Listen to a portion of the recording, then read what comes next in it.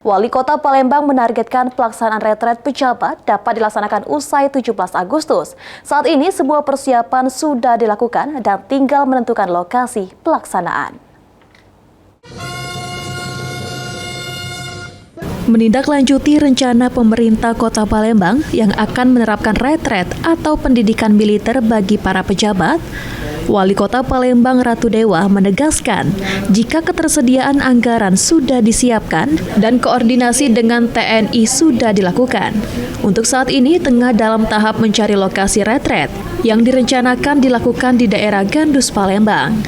Dengan progres tersebut, pelaksanaan retret yang ditujukan untuk para pejabat eselon 2, camat, dan lurah selama 5 hingga 7 hari. Ditargetkan dapat dilaksanakan setelah 17 Agustus 2025. Ketersediaan anggaran sudah siap. Terus kita koordinasi dan komunikasi dengan jajaran TNI, baik dengan Panglima, dengan Pak Danrem, dengan Pak Dandim.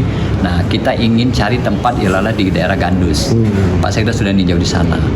Nah, mungkin dalam waktu dekat ini, pasca 17 Agustus, saya sudah minta nanti para pejabat eselon 2, para camat, para lurah. Nah, ini dulu diprioritaskan untuk diadakan retreat di sana. Paling tidak 5-7 hari di sana. Wali Kota Palembang berharap pelaksanaan retret pejabat dapat meningkatkan kualitas pelayanan bagi masyarakat Palembang. Sandi Pratama, PAL TV.